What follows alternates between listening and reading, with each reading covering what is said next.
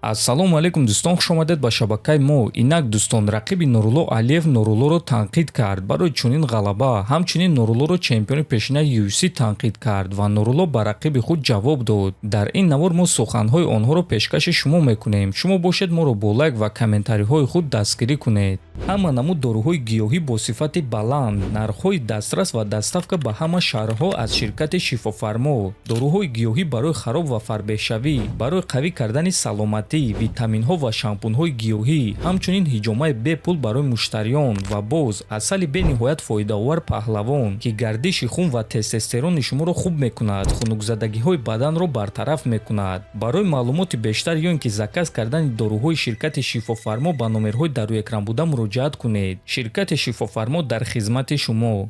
Рақиби Нурулло Алиев Майк Дэвис дар ҳол баъди анҷоми муҳориба Нуруллоро танқид карда гуфт ки ман хаста нашудам, ту танҳо гӯштин гирифтӣ ва ин рафтори муханнасӣ аст. Ҷангувар бош, ба монанди ҷангуварон ҷанг. Барои чӣ ту ба монанди муханнасоӣ? Бахшиш бародар, ту ба қуввати, ту беҳтаринӣ, лекин ҷангувар бош, гуфтааст Дэвис. Да я не устал. Ты же только боролся, это по-гейски. Это по-гейски. Будь бойцом. Бейся как боец. Чё ты как гей? Прости, бро.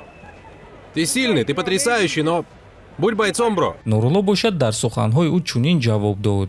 ба ӯ ҷавоби сахт додан шарт набуд, чунки ман ғалабаи худро вайрон кардан намехостум. Ман хурсандам, ман ӯро шикаст додам. Ин ММА аст, дар ин ҷо мезананд, гӯштин мегиранд, ба монанди зиндагӣ. Вақте гӯштин дар кор шавад, гӯштин мегирӣ. Асос ман пирӯз шудам. Дар муҳорибаҳои навбатӣ ман ғалабаҳои дурахшонтар нишон медиҳам. Оҳиста оҳиста, иншааллоҳ. Рӯзи сешанбе ман худро дар топ 15 интизор мешам, иншааллоҳ. Ман 4 ҷангувари хубро шикаст додам. Ман ягон рақибони осонро шикаст додагӣ нестам, ки дар UFC бохти бисёр дошта бошанд. Ҳамаи рақибон ғалабаҳои пайдарҳам доштанд. 5-6 муҳориба гузаронида буданд. Дар охирон муҳориба ман дебютантро шикаст додам, лекин рекорди ӯ 12-1 буд, ки 11 ғалабаи фаврӣ дошт. Ана ҳамин гуна ҷангуваронро ман шикаст додам. Ҳозир ман ба топ 15 шомил шудан мехоҳам ва муҳорибаи навбатии худро зидди Бенил Дариюш гузаронидан мехоҳам. Ман ҷавонам, ӯ сину сол рафта аст. Таҷриба зидди ҷавонӣ. Ман худро нишон додан мехоҳам. UFC бояд ки ба ман таваҷҷӯҳи калон кунад. Мухлисони ман аз баъзе чемпионҳои UFC зиёдтар аст ва ман иншааллоҳ бо хости Аллоҳ чемпион мешам. Суханҳои маро дар ёд гиред, гуфтааст Алиев. Ва дӯстон, Нурулло Алиевро барои чунин ғалаба чемпиони пешинаи вазни вазн UFC Ҷамал Хил танқид карда чунин суханҳо гуфт.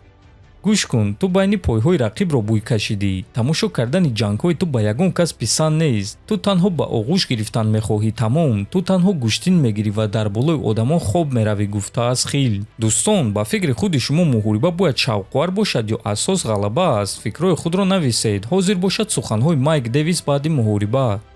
Эй UFC, ман фикр кардам шумо гӯштингирҳоро хориҷ мекунед. Ҳама коре ки онҳо мекунанд ин тамоми 15 дақиқа аст. Шумо ҷангуварони бебохтро бо ғалабаҳои пайдарҳам рондед.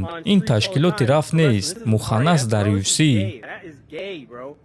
ман ҷангидан мехостам, худро хуб ҳис мекардам. Ман ҷангро қабул кардам дар ҳоле ки бемор будам. Тамоми ҳафта ман бемор будам.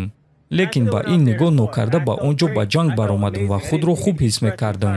Ман ҳатто хаста нашудам. Ман худро хуб ҳис мекардам. ӯ муханнас аст. UFC, онҳоро аз ин ҷо дафт кунед. ва дӯстон, чӣ гуна ки мебинем, Майк Дэвис ҳоло ҳам бо мағлубияти худ розӣ нест ва аз алам таҳқиру танқид карда истодааст. Шумо оиди ин рафтори рақиб чӣ фикр доред? Фикрҳои худро нависед, ҳатман дар канали мо обуна шавед. То боздид, хонободу сарбаланд бошед.